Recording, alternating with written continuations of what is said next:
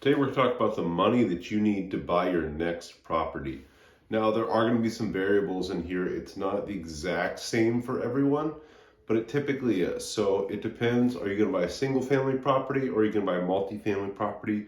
Are you going to live in it or is it going to be a rental property that you're never going to live in?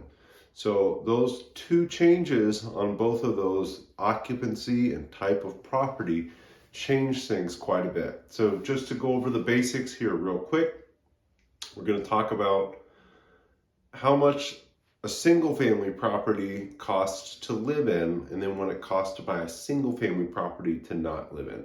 So single family property to live in, you can get in for as little as 3% down.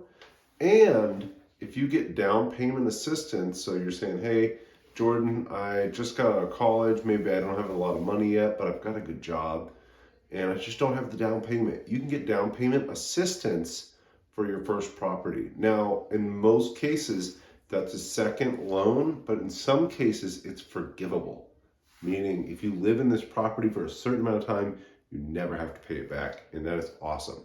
So in some cases, it's forgivable. Some cases, it's a second loan, but we've had a lot of cases where people put down as little as $1,000 to buy their first home. How cool is that? So, of course, single family property, anywhere from 3 to 5% down. Of course, the lower you put down, the more PMI or private mortgage insurance there's going to be to buy a property. So you do pay for a lower down payment with higher private mortgage insurance. So make sure to keep that in mind. Talk to your lender. Always talk to your lender to make sure that you're in a good spot. So 3 to 5% down is kind of the minimum, unless you're getting down payment assistance on a single family property. Of course, you can put as much as you want down, and the payment goes down the more you put down, but it's totally up to you. It's a personal decision if it's a home you're going to live in. If you're an investor, putting too much down, you're going to get better cash flow, but you're going to lower cash on cash return. So think about that. If you're an investor, you're going to need to put 15 to 20% down to buy a single family property. 15 to 20% down, and that is really the minimum. 15 is all I've seen for down payment on a single family property. Again, on this, we're talking about 30-year fixed rate mortgages.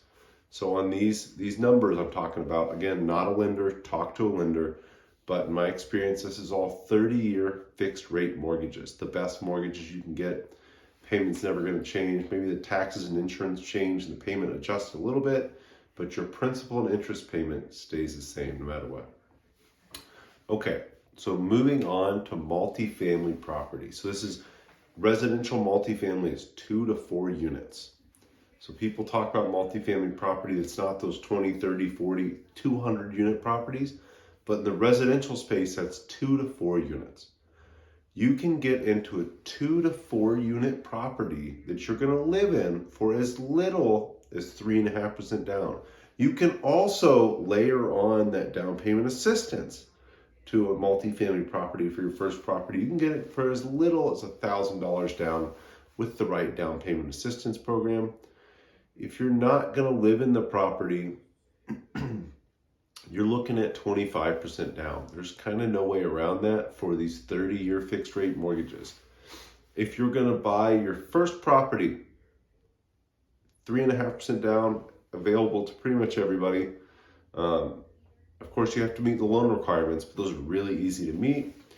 But once you move on from there, if you still have that first property with that 3.5% down FHA loan, then you're going to have to put 15% down for the next one. So take advantage of that 3.5% down FHA loan. You can use it more than once. You just can't have more than one at a time. Guys, I really think that there's so many misconceptions about FHA loans. People think they're first-time home buyer loans. People think they're really hard to get closed. They are amazing loans. You put such a low down payment down, and then you're able to save more money to go do that next deal. So if you're a real estate investor, or if you just don't have a lot of cash, I had to cash out an IRA to put the down payment on my first property. So there are multiple ways you can fund your first property. If you have